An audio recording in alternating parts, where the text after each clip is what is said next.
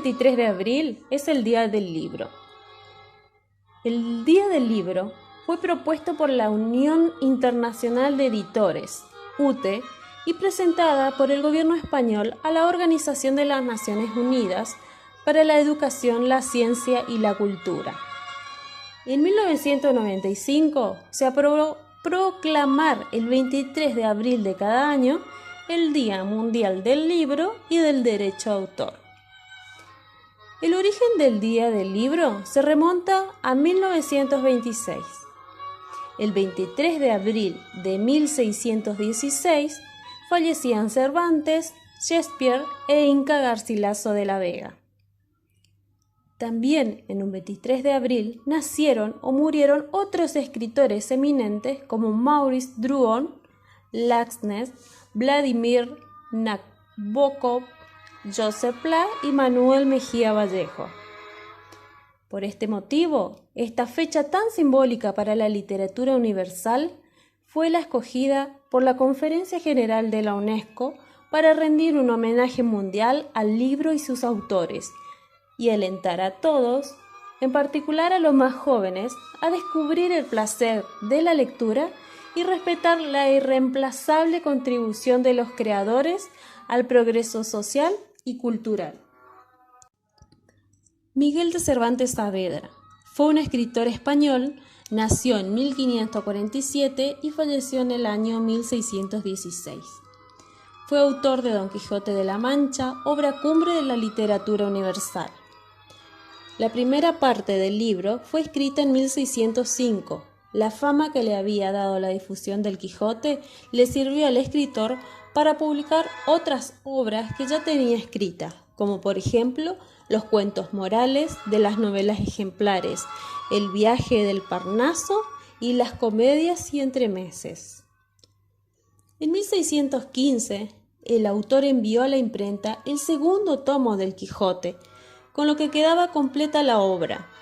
A partir de una sátira corrosiva de las novelas de caballerías, el libro construye un cuadro tragicómico de la vida y explora las profundidades del alma a través de la andanza de dos personajes arquetípicos y contrapuestos, el iluminado de Don Quijote y su prosaico escudero Sancho Panza. William Shakespeare nació en 1564 y falleció en 1616. Las obras del mismo se caracterizaban por su dominio de la estructura escénica y del lenguaje literario, sea prosa o poesía, por la penetración psicológica de sus personajes y por su captación y entendimiento de las emociones del ser humano. Su periodo de esplendor viene significado por la escritura de sus comedias y tragedias. Entre las comedias destacan La comedia de las equivocaciones, La fierecida domada, Trabajos de amor perdidos, El sueño de una noche de verano, El mercader de Venecia, Mucho ruido y pocas nueces, Las alegres comadres de Windsor, Como gustéis y Medida por medida. Sus tragedias más importantes son Romeo y Julieta, Julio César, Hamlet, Otelo, El rey Lear, Antonio y Cleopatra y Macbeth. En su última etapa como escritor, tiende hacia la tragicomedia amorosa, como por ejemplo en Pericles, Cimbelino, Cuento de invierno y La tempestad. Garcilaso de la Vega nació en 1501 y falleció en 1535. Fue un poeta y militar español del siglo de oro. No publicó ninguna obra en vida. Toda su producción poética la recoge Juan Boscán y la publica en 1542, junto con poemas suyos. En 1569, un librero salmantino publica por separado la obra de Garcilaso.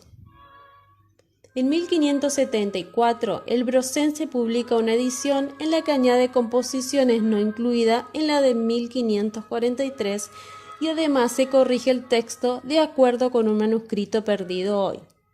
En una serie de notas va indicando las fuentes clásicas e italianas consultadas por Garcilaso. En 1577 revisa esta edición añadiendo algunas obras más.